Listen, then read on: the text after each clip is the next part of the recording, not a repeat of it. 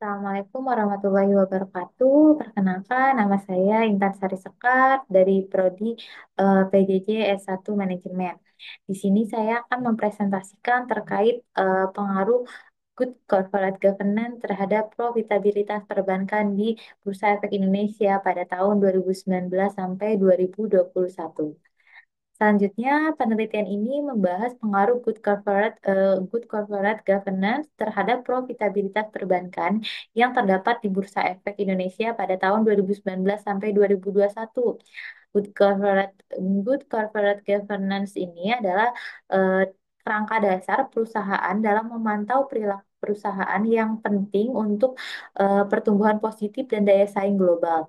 Nah, pada saat krisis ekonomi tahun 1997 ini menyoroti pentingnya good corporate governance yang kemudian diatur oleh Bank Indonesia pada tahun 2006. Selanjutnya, yang melatar belakangi good corporate governance ini adalah sistem peraturan yang mengatur hubungan antara pemegang saham, dewan komisaris, komite audit, dan pihak terkait lainnya. Dan juga good corporate governance ini juga mendukung efisiensi bisnis, transparansi, dan kebebasan berdemokrasi serta membantu mengatasi krisis ekonomi. Selanjutnya, tujuan utamanya ini untuk meningkatkan kinerja perusahaan dan memberikan kredibilitas kepada investor. Jadi, ketaatan pada prinsip good corporate governance ini juga seperti transparansi, profesionalisme, akuntabilitas, dan kewajaran ini sangat penting untuk perkembangan perbankan yang sehat dan kompetitif dan untuk meningkatkan kinerja perusahaan secara finansial dan operasional. Selanjutnya, hipotesis alternatifnya ini adalah penerapan good corporate governance berpengaruh positif dan signifikan terhadap profitabilitas perbankan yang terdaftar di Bursa Efek Indonesia pada periode 2019 sampai 2021. Nah, untuk hipotesis nolnya ini yaitu penerapan good corporate governance ini tidak berpengaruh atau tidak memiliki pengaruh yang signifikan terhadap profitabilitas perbankan yang terdaftar di Bursa Efek Indonesia pada periode 2019 sampai 2021. Nah, hipotesis ini nantinya akan diuji menggunakan metode kuantitatif dengan analisis regresi untuk melihat hubungan antara variabel independen, yaitu good corporate governance, dan variabel dependennya, yaitu profitabilitas bank yang diukur dengan return on equity atau ROE. Selanjutnya, untuk pengertiannya good corporate governance ini tuh apa? Yaitu prinsip-prinsip yang mengarahkan dan mengendalikan perusahaan untuk mencapai keseimbangan antara kekuatan dan kewenangan perusahaan dalam memberikan pertanggungjawaban kepada stakeholder. Nah, ini itu lebih ditujukan untuk sistem pengendalian dan pengaturan perusahaan, serta tindakan eksekutif perusahaan agar tidak merugikan stakeholder. Selanjutnya, untuk prinsip dasar good corporate governance ini adalah meliputi keterbukaan atau transparansi, akuntabilitas, pertanggungjawaban, independensi atau kemandirian, dan juga kewajaran. Jadi, perusahaan harus memberikan kesempatan kepada pemangku kepentingan untuk memberikan masukan dan menyampaikan kebebasan pendapat, serta memberikan perlakuan yang setara untuk pemangku kepentingan lainnya. Jadi, negara ini dalam hal ini berfungsi sebagai pembentuk peraturan perundang-undangan yang dapat menunjang iklim usaha yang sehat, efisien, dan transparan. Kemudian, untuk masyarakatnya ini sebagai pengguna produk dan jasa harus melakukan kontrol sosial dan memperhatikan pelayanan terhadap masyarakat yang dilakukan pemerintah serta kegiatan produk atau jasa yang dihasilkan dunia usaha melalui penyampaian pendapat secara objektif. Kemudian untuk pengertian profitabilitasnya ini sendiri adalah kemampuan perusahaan untuk menghasilkan keuntungan. Keberhasilannya ini bisa dilihat dari kemampuan perusahaan untuk dapat bersaing di pasar. Untuk selanjutnya, laba ini merupakan alat ukur utama kesuksesan suatu perusahaan. Jadi, profitabilitasnya itu adalah hasil akhir dari sejumlah kebijakan dan keputusan yang diambil oleh perusahaan.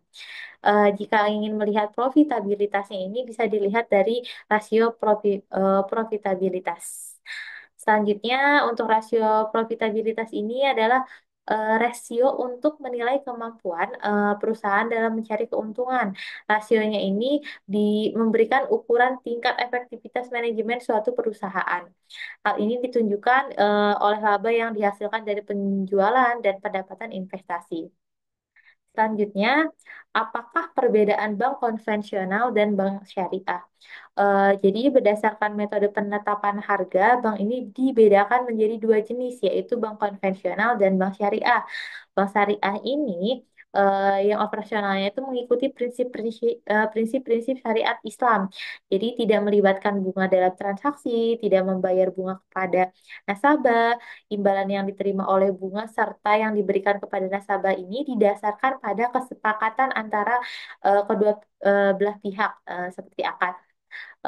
Menurut Geba dan Abel Maget tahun 2016, bank konvensional ini merupakan bank syariah yang memiliki struktur imbalan dan tata kelola perusahaan yang hampir serupa secara hukum dengan undang-undang yang mengharuskan adanya dewan direksi, auditor, dan komite audit. Perbedaan utamanya itu terletak pada adanya dewan pengawas syariah di bank syariah. Selanjutnya, untuk pengaruh profitabilitas perbankan Bursa Efek Indonesia ini dalam penerapan prinsip good corporate governance yang baik, yaitu diharapkan dapat meningkatkan nilai tambah bagi semua pihak yang berkepentingan melalui beberapa tujuan, seperti meminimalkan agensi cost, mengakui dan melindungi hak kewajiban para kepentingan, lalu memperbaiki etika perusahaan, lalu menciptakan kinerja perusahaan yang tinggi juga, dapat bisa menarik investor potensial dan citra perusahaan pun ikut baik. Jadi eh, adanya penerapan good corporate governance ini juga dapat diperoleh dengan adanya informasi yang cepat, tepat, dan dapat dipercaya juga. Selanjutnya, untuk implementasi good corporate governance ini terhadap tingkat profitabilitasnya ini diperbankan itu dapat mempengaruhi tingkat profitabilitasnya. Jadi dapat meningkatkan kepercayaan investor juga kepada masyarakat sehingga mendorong pertumbuhan dan stabilitas ekonomi. Selanjutnya, dengan rasio profitabilitas bank dapat diukur dengan menggunakan return on asset, return on equity, dan net profit margin. Selanjutnya, ada analisis data di sini. Metode penelitiannya itu menggunakan metode pendekatan kuantitatif. Jadi melibatkan dua variabel utama yaitu good corporate governance dan return on equity dengan fokus pada sektor perbankan yang terdaftar di Bursa Efek Indonesia. Nah, sumber datanya ini dari data sekunder berupa laporan keuangan tahunan dan laporan penerapan good corporate governance yang diperoleh dari situs web resminya www.idx.co.id. Itu data tersebut dikumpulkan dalam bentuk skor self assessment good corporate governance. Nah, populasi penelitian ini ada 65 bank yang terdaftar di BEI. Kemudian ada beberapa kriteria untuk pemilihan sampelnya ini apa saja, yaitu harus mencakup bank yang terdaftar di BEI dengan laporan keuangan lengkap tahun 2019 sampai 2021 dan juga laporan keuangannya dipublikasikan di situs resmi Bursa Efek Indonesia. Kemudian memiliki data penerapan good corporate governance dan yang terakhir ada termasuk bank yang termasuk dalam kategori seperti BNI dan BSI. Selanjutnya, untuk teknik pengambilan datanya ini, pemilihan sampelnya itu menggunakan teknik purposing sampling. Ini didasarkan oleh ketentuan yang karakteristik yang telah ditentukan sebelumnya. Nah, bank yang tidak memenuhi kriteria tidak masuk dalam sampel. Untuk penelitian ini menggunakan 6 bank sampel. Untuk objek analisisnya yaitu di pengembalian ekuitas atau ROE dari bank, kemudian variabel X-nya adalah good corporate governance dan variabel Y-nya adalah profitabilitas bank.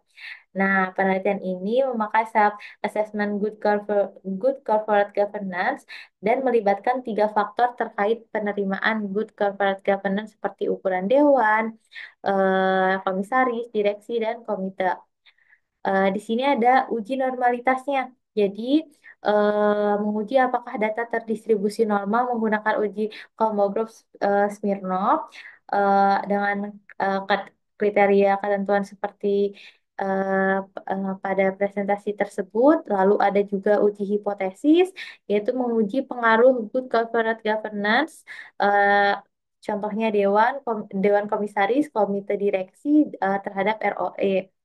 Lalu ada juga uji regresi berganda, yaitu mengetahui besarnya pengaruh good corporate governance, yaitu variabel independen terhadap profitabilitas, yaitu variabel dependen yang diukur dengan ROE. Kemudian ini ada ROE-nya tahun 2019 sampai 2021. Jadi BBNI itu mencatat ROE tertinggi pada 2019 dan 2020. Sementara BRIS yang menjadi tertinggi pada 2021. Selanjutnya di sini ada BBRI dengan jumlah komisaris terbanyak pada 2019 dan 2020. Sementara pada 2021 BBRI dan BNI mencatat jumlah komisaris terbanyak. Di sini juga ada BBRI memiliki jumlah direksi terbanyak pada 2019, 2020, dan 2021. Kemudian BBRI juga memiliki jumlah direksi komite audit terbanyak pada 2019 sampai 2021.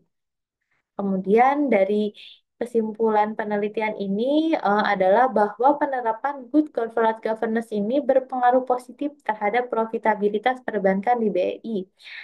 Transparansinya juga, akuntabilitasnya juga itu tuh meningkatkan kepercayaan investor. Jadi manajemen resiko yang efektif ini mendukung kinerja keuangan, peran dewan komisaris dan direksi dan lain sebagainya dalam pengambilan keputusan. Jadi penting juga untuk bank untuk terus memperkuat implementasi good corporate governance ini untuk kinerja keuangan yang lebih optimal dan mempertahankan daya saing di pasar.